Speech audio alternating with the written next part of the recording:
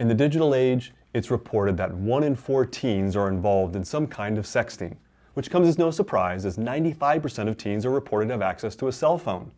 But there can be legal consequences to this type of behavior. So if your child's involved in this type of situation, here's what you need to know.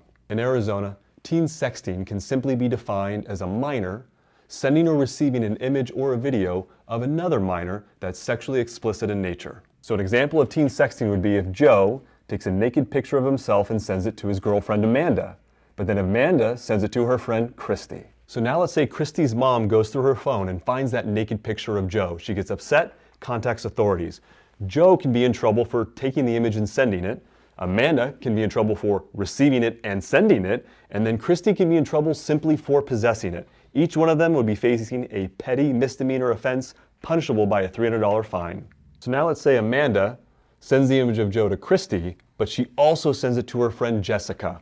Because the image was sent to more than one person, she's no longer looking at just a petty offense, but instead a Class 3 misdemeanor, which is punishable by up to 30 days in jail and a $500 fine.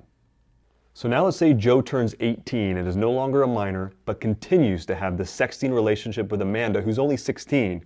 He's no longer looking at a petty offense, but instead a Class 2 felony, which is punishable by 3 to 12.5 years in prison, placement on lifetime probation, and the requirement to register as a sex offender. Because Arizona criminalizes teen sexting, it's just another reason for parents to have a conversation with their children about it. If you have a question about this video or any other criminal matter, text.